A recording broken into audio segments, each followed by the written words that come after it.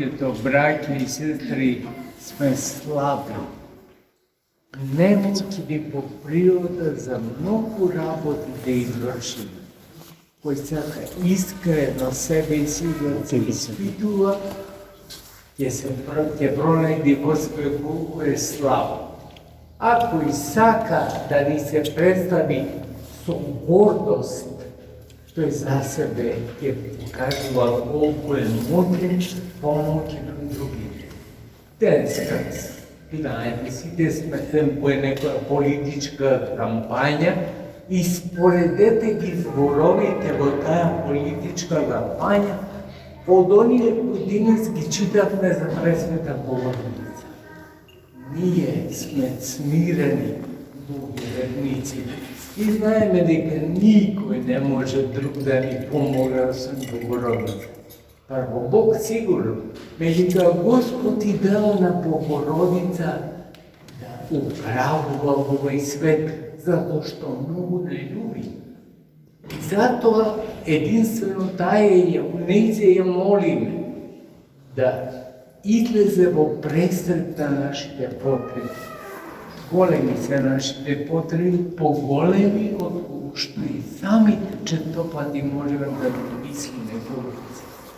Зашто сме ние немоćни битија и во сеја покажуваме нашата немоќ.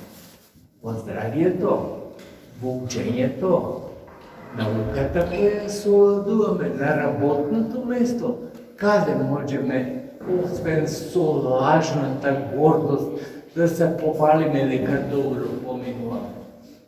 Еден испит да полагаме на училиште и молиме Господи, ај нека ми падне ова, што го знам да не ми падне нешто друго. А камо ли за работи од здравието? А камо ли за работи суштествени во семејството? Тоа го разбираме ние христијаните. И затоа толку голема почит имаме кон Богородица, затоа што знаеме дека може родителите да не остават, а Богородица никогаш. И кога го имаме тоа црвсто убедување, тогаш сме силни. Не затоа што сме силни во природа. Нашата природа е слаба и немоќна. Но силни сме зашто го имаме најсилниот и непобедлив сојузник, а тоа е Пресвета Богородица.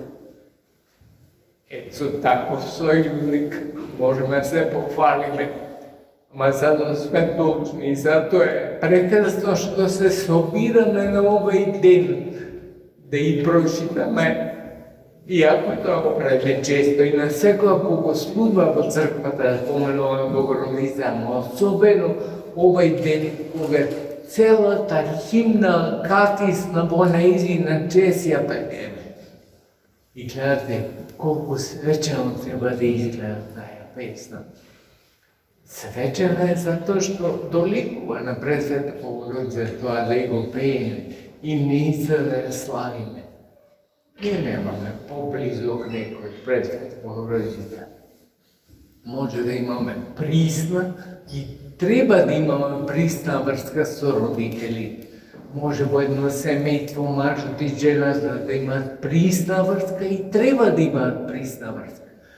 Ама никој, ниту во едно семејство, ниту на работното место, ниту во градот во кој живееме, не ни е поблизу од Пресвета Богородица.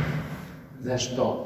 За разлика од нашите деца, или нашите комши, или нашите учители, или нашите сопруги и сопруги, кои можат да ни помагат и треба да ни помагат секако, не ги знаат сите наши помисли. Пресвета Богородица се е откриено, се знае за нашето минато, за нашата секајшност и за нашата иднина, зашто Господ и го открива. Нема поблизу некој Господ, браќа и сестри, од Пресвета Богородица. Таа тело ми му дава тело на неговото тело. Zato я викаме пошироко од небесата. Тој кој ги створи небото и земјата, што значи да него поголем и од небото и земјата за да ги створи. Тој влезе во една мала утроба каква што е утробата на Богородица. И нема да ја почитува таа утроба, нема да ја почитува таа жена. Затоа за некои од протестантите се слушало дека не ја почитуваат Богородица. Ние имаме огромна почит. После Бога ја имаме Пресвета Богородица. И затоа треба да се трудиме нејзините акацисни химни кои се посветени на песни на неа, да учествуваме во нив целодневно. А тоа значи со нашето битие, со нашата свест и совест. Кога човек, затоа ја читаме оваа акацисна химна во превод, секој да ја разбере, секој од нас да учествува во ова совршено богослужење на Мајката Божија. Така помолиците неизими, да го добиеме вечерното Бога спасение. А во овој живот да ни биде помошничка. Зашто? Таа го поминала овој живот. Знае колку недостаток има нашата човечка природа. Ја помогне да се сожали на нас, полесно да поминеме низ овој живот.